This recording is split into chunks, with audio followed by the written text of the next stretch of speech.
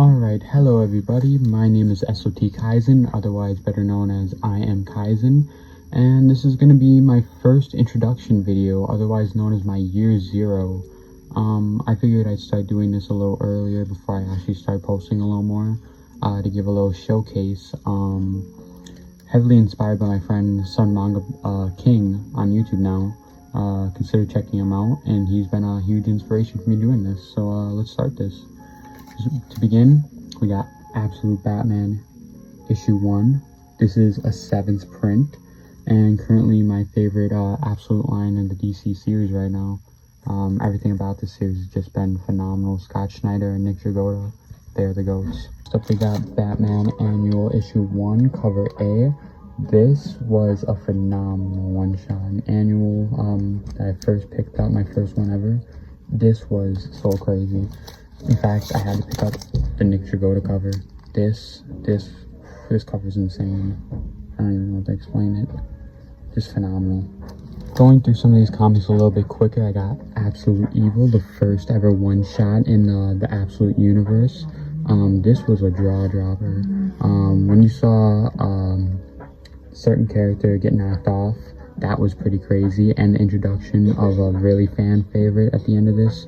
Yeah, this was a must-read. Back into it, we have DCKO Nightfall. If you read the first issue of DCKO, you know how this ties right into it with Batman. I thought this was really interesting. I really liked this, but it could have been a little bit better though. I did like the interpretation of the different Robins though. That was really cool.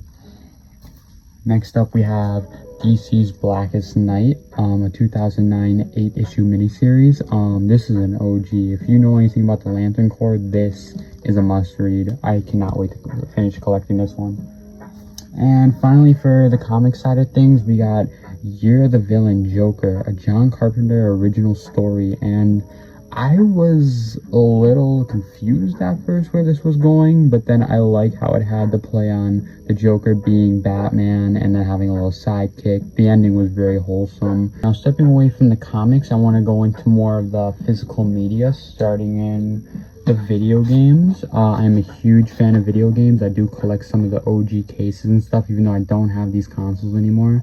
I have stuff like Dead Island, Army of 2, classic right here, Portal 2, Gears of War 3. I am a huge fan of Gears of War. Also, check out my pages later today because I will be posting my autograph photo of Marcus Phoenix by John DeMedio that I got at NostalgiaCon this year. That was a blessing, honestly. I'll go more about that in my video, so go check it out later. Also, Assassin's Creed 2. Classic right here. Just actually platinumed Assassin's Creed 2, Brotherhood, and Revelations not that long ago. The Ezio trilogy was phenomenal. I'm a huge fan of this one as well and hope to one day meet the voice actor. Diving into more physical media, we got Smiling Friends Season 1, the Blu-ray. I really wish there was a Season 2 Blu-ray, but currently this is all we got. And if you haven't watched this show, you gotta. This is probably one of the funniest Adult Swim series to come out in the last generation. Yeah, they cooked on this, man. This is one of the funniest series. Also, going in a little bit of anime, the Digimon movie. I am a huge fan of Digimon.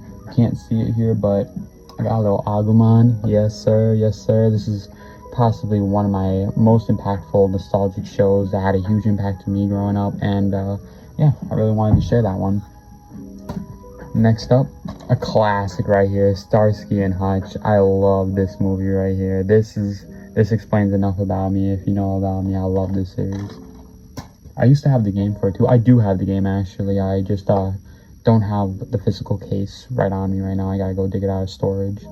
And then finally for the physical media, I got the anime box set of Trigun Stampede. I am a huge fan of the original Trigun. I actually have the manga just sitting right there that still needs to be read. I know, fake fan. I need to get on it eventually. But Trigun Stampede was an interesting new adaptation by Yoshihiro Naitao, and I thought it was really good. I thought the final episode was phenomenal. It had so much emotion between Vash and Million Knives, like Million Knives' new design and everything. But maybe I'll talk about more about this in a later video. Yeah. But if you haven't seen this already, definitely watch it before Stargaze comes out. Stargaze is gonna blow people's minds, I feel. Diving more into the collectible side of things, I already did show off my Agumon. This is one of many little statue figurines that I own. I do like to collect the little collectibles on the sides when I can. They are a little bit bigger, so it's hard to find more room for them. But I have this cool gift by my friend Red Hood the Collector on YouTube, not YouTube probably, but also on Instagram. He is a great friend of mine, and he actually gifted me this as one of my first ever items. I really appreciate this. A fun little fig pin. I don't really collect fig pins, but Kasami is my favorite Akatsuki member, so I had to pick this one up. I've been considering getting the Funko. I had the opportunity to meet Kirk Thornton at NostalgiaCon, but sadly he was not able to attend for that day that I was there. Another favorite of mine right here, I got BioShock the Big Daddy. If you know anything about this series, BioShock's one of the best horror utopian stories. I love the first game, the second game. I try not to get the camera always involved in this, but yeah, I love this one. Personal favorite, and a Loot Crate exclusive right there. You cannot get this one anymore. Ending off with the collectibles, I have my Shuei figure art of Takamine Kiyomaru.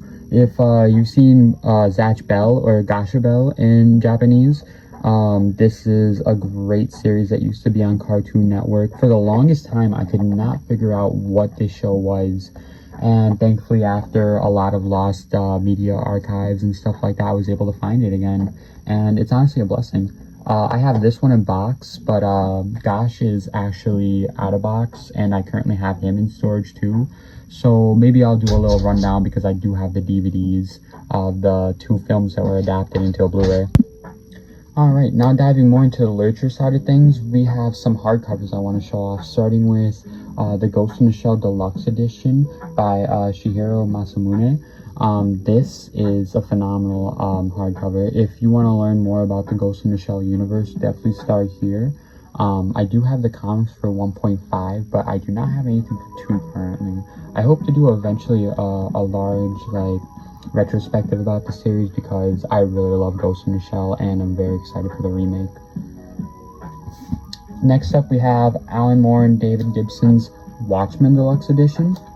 This is the collection of 1 through 12 with some exclusive art in here. I have not opened this one yet, but I really wanted to get this because Watchmen is my all-time favorite live-action superhero movie. I've watched this movie so many times. It's probably been more than I've watched Batman Begins and The Batman.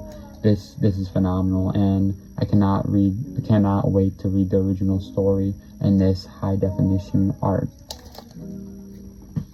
And finally, I want to share Junji Ito, Frankenstein. I just finished Guillermo del Toro's Frankenstein, and now I am on a huge binge to read as much Frankenstein stories as I can.